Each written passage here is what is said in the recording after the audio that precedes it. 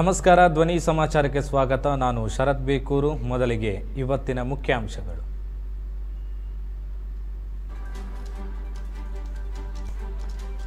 Hamas ಉಗ್ರರಿಗೆ ಚಿಕಿತ್ಸೆ ನೀಡದಂತೆ ಆಸ್ಪತ್ರೆಗಳಿಗೆ ಇಸ್ರೇಲ್ ಆದೇಶ.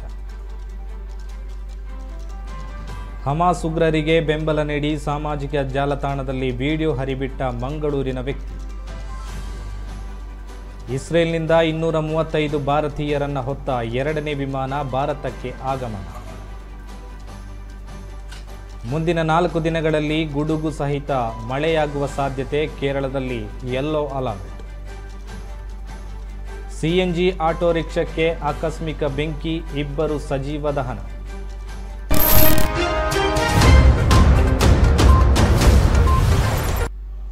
ಹಮಾಸ್ ಉಗ್ರರಿಗೆ ಚಿಕಿತ್ಸೆ ನೀಡುವುದನ್ನು ನಿಲ್ಲಿಸುವಂತೆ ಎಲ್ಲ ಸಾರ್ವಜನಿಕ ಆಸ್ಪತ್ರೆಗಳಿಗೆ ಇಸ್ರೇಲ್ ನಿರ್ಗಮಿತ ಆರೋಗ್ಯ ಸಚಿವ ಮೋಶ್ ಅರ್ಬೇಲ್ ಅವರು ಸೂಚನೆ ನೀಡಿದ್ದಾರೆ.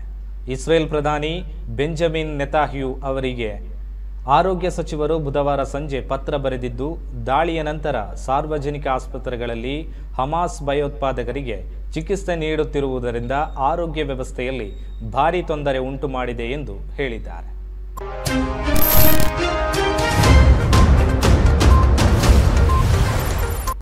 ಇಸ್ರೇಲ್ ಮತ್ತು ಪ್ಯಾಲೆಸ್ತೀನ್ನ ಹಮಾಸ್ ಉಗ್ರರ ನಡುವೆ ಯುದ್ಧ ಆರಂಭವಾಗಿ 7 ದಿನಗಳು ಕಳೆದಿದೆ. ಈ ಯುದ್ಧದಲ್ಲಿ 3,000ಕ್ಕೂ ಹೆಚ್ಚು ಜನ ಮೃತಪಟ್ಟಿದ್ದಾರೆ. ಇಸ್ರೇಲ್ನಲ್ಲಿ ನರಮೇಧ ನಡೆಸಿದ ಹಮಾಸ್ ಉಗ್ರರನ್ನು ಬೆಂಬಲಿಸಿ ಸಾಮಾಜಿಕ ಜಾಲತಾಣದಲ್ಲಿ ಮಂಗಳೂರಿನ ವ್ಯಕ್ತಿಯೊಬ್ಬ ವಿಡಿಯೋ ಹರಿಬಿಟ್ಟಿದ್ದಾನೆ.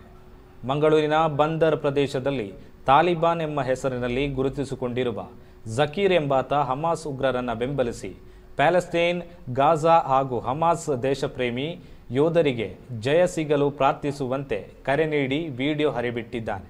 ಇನ್ನು ಈತ ವಿವಾದಾತ್ಮಕ ಹೇಳಿಕೆ ವಿಡಿಯೋ ಸಾಮಾಜಿಕ ಜಾಲತಾಣದಲ್ಲಿ ಭಾರೀ ವೈರಲ್ ಆಗುತ್ತಿದೆ. ಎಲ್ಲೆಡೆ ಈ ಬಗ್ಗೆ ಆಕ್ರೋಶ ವ್ಯಕ್ತವಾಗಿದೆ. ವಿಶ್ವ ಕಬ್ರಿಸ್ತಾನ್ ಪ್ರೇಮಿ ಸಂಘದ ಸದಸ್ಯ ಜಾಕೀರ್, ಜುಮಾ ಮಸೀದ್ ರಸ್ತೆ, ಬಂದರ್, ಮ್ಯಾಂಗ್ಳೂರು. ವಿಶ್ವ ಕಬ್ರಿಸ್ತಾನ್ ಪ್ರೇಮಿ ಸಂಘದ ಸದಸ್ಯರೆಲ್ಲರೂ ಪ್ರತ್ಯೇಕವಾಗಿ ಶುಕ್ರವಾರ ದಿವಸ ದುವಾ ಪ್ರಾರ್ಥಿಸಬೇಕು.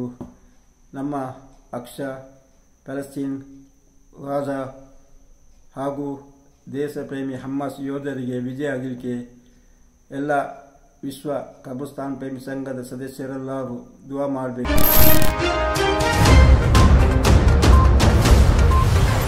ಆಪರೇಷನ್ ಅಜಯ್ ಭಾಗವಾಗಿ ಆಯೋಜಿಸಲಾಗಿದ್ದ ವಿಶೇಷ ವಿಮಾನದಲ್ಲಿ ಭಾರತೀಯರ 2ನೇ ತಂಡ ಇಂದು ಮುಂಜಾನೆ ಯುದ್ಧ ಪೀಡಿತ ಇಸ್ರೇಲ್ನಿಂದ ಸುರಕ್ಷಿತವಾಗಿ ಮನೆಗೆ ಮರಳಿದರು.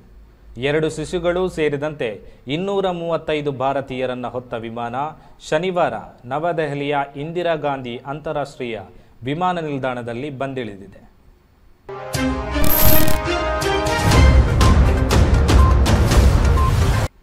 ಕಳೆದ 5 ವರ್ಷಗಳಿಂದ ಅಕ್ರಮ ಮರಳು ಪ್ರಕರಣವೊಂದಕ್ಕೆ ಸಂಬಂಧಿಸಿದಂತೆ ನ್ಯಾಯಾಲಯಕ್ಕೆ ಹಾಜರಾಗದೆ ತಲೆಮರೆಸಿಕೊಂಡಿದ್ದ 6 ಮಂದಿ ಆರೋಪಿಗಳಾದ ಉತ್ತರ ಪ್ರದೇಶ ಮೂಲದ ಬಬುಲು ಸಹಾನಿ, ರಾಮ್ ಗೋವಿಂದ್ ಸಹಾನಿ, ಅಮಿತ್ ಕುಮಾರ್, ಸತ್ಯೇಂದ್ರ ಸಹಾನಿ, ಸೈದಾನ್ ಸಹಾನಿ, ಅಭಯ್ ನಾರಾಯಣ್ ಬಂಧಿತ ಆರೋಪಿಗಳು. ಬಂಟ್ವಾಳ ಗ್ರಾಮಾಂತರ ಪೊಲೀಸರು ಬಂಧಿಸಿ ನ್ಯಾಯಾಲಯಕ್ಕೆ ಹಾಜರುಪಡಿಸಿರುವ ಘಟನೆ ನಡೆದಿದೆ.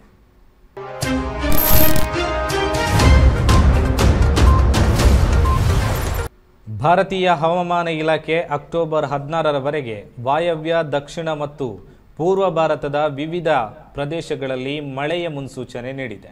ಹವಾಮಾನ ಇಲಾಖೆಯ ಪ್ರಕಾರ ಅಕ್ಟೋಬರ್ 16 ಕರ್ನಾಟಕದ ದಕ್ಷಿಣ ಒಳನಾಡಿನಲ್ಲಿ ಹಾಗೂ ತಮಿಳುನಾಡು ಮತ್ತು ಕೇರಳದಲ್ಲಿ ಗುಡುಗು ಮತ್ತು ಮಿಂಚು ಸಹಿತ ಲಘುವಾಗಿ ಪ್ರತ್ಯೇಕ ಭಾರೀ ಮಳೆಯಾಗುವ ಸಾಧ್ಯತೆ ಇದೆ.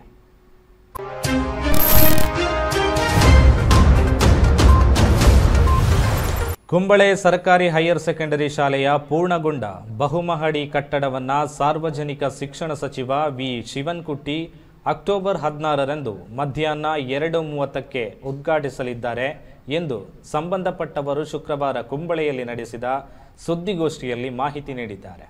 ಕಚೇರಿ ಕೊಠಡಿ, ಸಿಬ್ಬಂದಿ ಕೊಠಡಿ, ಕಂಪ್ಯೂಟರ್ ಲ್ಯಾಬ್, ವಿಜ್ಞಾನ ಪ್ರಯೋಗಾಲಯ, ಅಡುಗೆ ಕೋಣೆ, ಕೌನ್ಸೆಲಿಂಗ್ ಕೊಠಡಿ, ಐಇಡಿ ಕೊಠಡಿ ಮತ್ತು ವೇದಿಕೆಯನ್ನು ಒಳಗೊಂಡಿದೆ.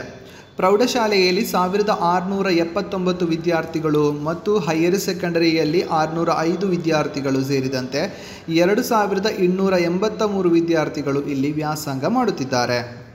ಶೈಕ್ಷಣಿಕ ಉತ್ಕೃಷ್ಟತೆ ಮತ್ತು ಕಲೆಯಲ್ಲಿ ಅತ್ಯುತ್ತಮ ಪ್ರದರ್ಶನಕ್ಕಾಗಿ ಕುಂಬಳೆ ಸರ್ಕಾರಿ ಹೈಯರ್ ಸೆಕೆಂಡರಿ ಶಾಲೆಯು ಕಾಸರಗೋಡು ಶೈಕ್ಷಣಿಕ ಜಿಲ್ಲೆಯ ಪ್ರಮುಖ ಸರ್ಕಾರಿ ಶಾಲೆಯಾಗಿ ಗುರುತಿಸಿಕೊಂಡಿದೆ. ಕೇರಳ ಸರ್ಕಾರದ ಸಾರ್ವಜನಿಕ ಶಿಕ್ಷಣ ಅಭಿಯಾನದ ಅಂಗವಾಗಿ ಶಾಲೆಯ ಮೂಲಸೌಕರ್ಯ ಅಭಿವೃದ್ಧಿಯನ್ನು ಸುಧಾರಿಸಲು ಶಾಲಾ ಕಟ್ಟಡದ ಶಿಲಾನ್ಯಾಸವನ್ನು 3 ಕೋಟಿ ನಿಫ್ಟಿ ನಿಧಿಯ ಮೂಲಕ ವಿನಿಯೋಗಿಸಲಾಯಿತು. 2020 ನವೆಂಬರ್ 4ರಂದು ಮುಖ್ಯಮಂತ್ರಿ ಪಿನರೈ ವಿಜಯನ್ ಅವರು ಶಂಕುಸ್ಥಾಪನೆ ನೆರವೇರಿಸಿದ್ದರು. 2020-21 ಆರ್ಥಿಕ ವರ್ಷದಲ್ಲಿ ಕಾಸರಗೋಡು ಜಿಲ್ಲಾ ಪಂಚಾಯಿತಿ ಮಂಜೂರು ಮಾಡಿ ಪೂರ್ಣಗೊಳಿಸಿದ ವಿಶ್ರಾಂತಿ ಕೇಂದ್ರವನ್ನು ಜಿಲ್ಲಾ ಪಂಚಾಯಿತಿ ಅಧ್ಯಕ್ಷೆ ಬೇಬಿ ಬಾಲಕೃಷ್ಣನ್ ಉದ್ಘಾಟಿಸಲಿದ್ದಾರೆ. ಜನಪ್ರತಿನಿಧಿಗಳು, ಅಧಿಕಾರಿಗಳು, ಸಾಮಾಜಿಕ ಸಾಂಸ್ಕೃತಿಕ ಮುಖಂಡರು ಭಾಗಿಯಾಗಲಿದ್ದಾರೆ ಎಂದು ಸುದ್ದಿಗೋಷ್ಠಿಯಲ್ಲಿ ತಿಳಿಸಿದರು.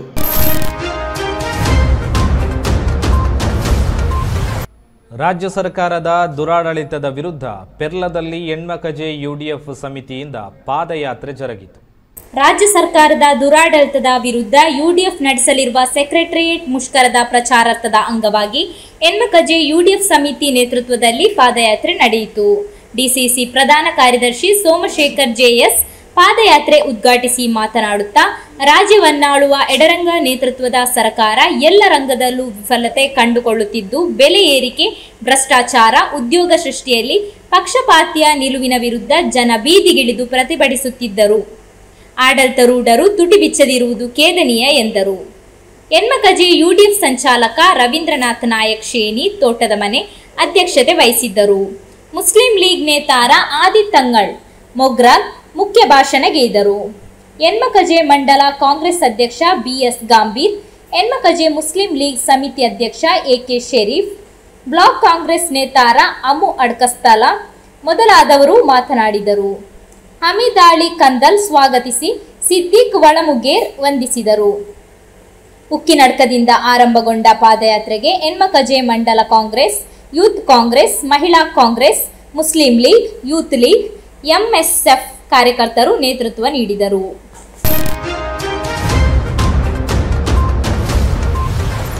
ಸಿಎನ್ಜಿ ಆಟೋ ರಿಕ್ಷಾ ಅಪಘಾತಕ್ಕೀಡಾಗಿ ತಕ್ಷಣ ಬೆಂಕಿ ಕಾಣಿಸಿಕೊಂಡ ಪರಿಣಾಮ 2 ಸಜೀವ ದಹನವಾದ ಘಟನೆ ಕೇರಳದ ಕಣ್ಣೂರಿನ ಕದಿರೂರಿನಲ್ಲಿ ನಡೆದಿದೆ. ಚಾಲಕ ಅಭಿಲಾಷ್ ಹಾಗೂ ಆತನ ಸ್ನೇಹಿತ ಸೈಜೇಶ್ ಮೃತಪಟ್ಟವರು. ನಿನ್ನೆ ರಾತ್ರಿ ಸುಮಾರು 8:30ಕ್ಕೆ ಘಟನೆ ಸಂಭವಿಸಿದೆ. ಆಟೋ ರಿಕ್ಷಾ ಹಾಗೂ ಖಾಸಗಿ ಬಸ್ ನಡುವೆ ಅಪಘಾತ ನಡೆದಿದ್ದು, ಬೆಂಕಿ ಹೊತ್ತಿಕೊಳ್ಳುವುದಕ್ಕೂ ಮೊದಲು ರಿಕ್ಷಾ ಪಲ್ಟಿಯಾಗಿದೆ ಎಂದು ತಿಳಿದು ಬಂದಿದೆ.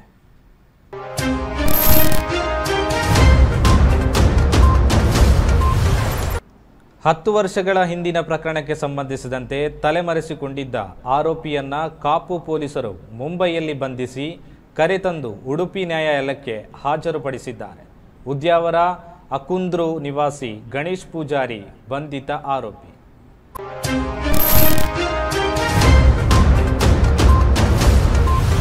ಧರ್ಮತಡಕದಲ್ಲಿ ಶ್ರೀ ದುರ್ಗಾ ಪರಮೇಶ್ವರಿ ವಿದ್ಯಾಸಂಸ್ಥೆಗಳಲ್ಲಿ ನಡೆಯಲಿರುವ 62ನೇ ಕೇರಳ ರಾಜ್ಯ ಉಪಜಿಲ್ಲಾ ಶಾಲಾ ಕಲೋತ್ಸವದ ಅಂಗವಾಗಿ ರೂಪುಗೊಂಡ ವಿವಿಧ ಸಮಿತಿಗಳ ಸಮಾಲೋಚನಾ ಸಭೆಯು ಜರುಗಿತು. ನವೆಂಬರ್ 7ರಿಂದ 10ರವರೆಗೆ ಶ್ರೀ ದುರ್ಗಾ ಪರಮೇಶ್ವರಿ ವಿದ್ಯಾಸಂಸ್ಥೆಗಳಲ್ಲಿ ನಡೆಯಲಿರುವ 62ನೇ ಕೇರಳ ರಾಜ್ಯ ಉಪಜಿಲ್ಲಾ ಶಾಲಾ ಕಲೋತ್ಸವದ ಅಂಗವಾಗಿ ರೂಪುಗೊಂಡ ವಿವಿಧ ಸಮಿತಿಗಳ ಸಮಾಲೋಚನಾ ಸಭೆ ಇಂದು ಇಲ್ಲಿನ ಹೈಸ್ಕೂಲ್ ಸಭಾಂಗಣದಲ್ಲಿ ನಡೆಯಿತು. ಮಂಜೇಶ್ವರ ವಿದ್ಯಾಭ್ಯಾಸ ಉಪಜಿಲ್ಲೆಯ ಪ್ರಭಾರ ಸಹಾಯಕ ವಿದ್ಯಾಧಿಕಾರಿ ಶ್ರೀ ಜಿತೇಂದ್ರ ಸಭಾಧ್ಯಕ್ಷತೆಯನ್ನು ವಹಿಸಿ ಸೂಕ್ತವಾದ ಸಲಹೆ ಸೂಚನೆಗಳನ್ನು ಇತ್ತರು. ಕಲೋತ್ಸವದಾದ್ಯಂತ ತಾನು ಜೊತೆಗಿರುವುದಾಗಿ ಪ್ರೋತ್ಸಾಹದ ನುಡಿಗಳನ್ನಾಡಿದರು. ಸಂಘಟನಾ ಸಮಿತಿಗಳ ಕಾರ್ಯವೈಖರಿಯ ಪ್ರಗತಿಯ ದಾಖಲೀಕರಣದ ಮಹತ್ವವನ್ನು ತಿಳಿಸಿದರು. ಇದೇ ಸಂದರ್ಭ ಅಧ್ಯಾಪಕ ಶ್ರೀ ಶಿವಪ್ರಸಾದ್ ನಿರ್ಮಿಸಿದ ಲೋಗೋವನ್ನು ಪುತ್ತಿಗೆ ಪಂಚಾಯತ್ ಅಧ್ಯಕ್ಷ ಶ್ರೀ ಡಿ ಸುಬ್ಬಣ್ಣ ಆಳ್ವ ಬಿಡುಗಡೆಗೊಳಿಸಿದರು. ಬಳಿಕ ಮಾತನಾಡಿದ ಇವರು, ದೇಶ ವಿದೇಶಗಳಲ್ಲಿ ಉತ್ತಮ ನೆಲೆಯಲ್ಲಿರುವ ಸಂಸ್ಥೆಯ ಹಳೆ ವಿದ್ಯಾರ್ಥಿಗಳು ಕಾರ್ಯಕ್ರಮದ ಯಶಸ್ಸಿಗಾಗಿ ಕೈ ಜೋಡಿಸಬೇಕೆಂದು ಕೋರಿದರು. ಶಾಲಾ ವ್ಯವಸ್ಥಾಪಕ ಶ್ರೀ ಶಂಕರ್ ನಾರಾಯಣ್ ಭಟ್ ವಿನಂತಿ ಪತ್ರವನ್ನು ಬಿಡುಗಡೆಗೊಳಿಸಿ ಸರ್ವರು ತನು ಮನ ಧನಗಳಿಂದ ಸಹಕರಿಸಬೇಕೆಂದು ವಿನಂತಿಸಿದರು.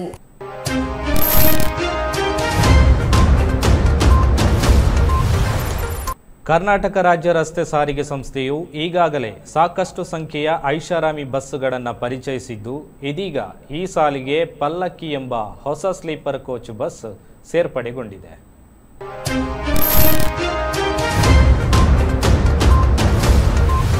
ಹಂಚಿ ತಿನ್ನೋದರಲ್ಲಿ ಇರೋ ಸಂತೋಷವೇ ಬೇರೆ.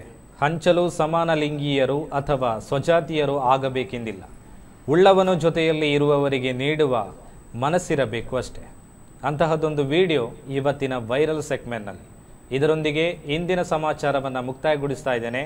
ನಿರಂತರ ಸುದ್ದಿಗಾಗಿ ವೀಕ್ಷಿಸಿ ನಿಮ್ಮ ಧ್ವನಿ ಮೀಡಿಯಾ.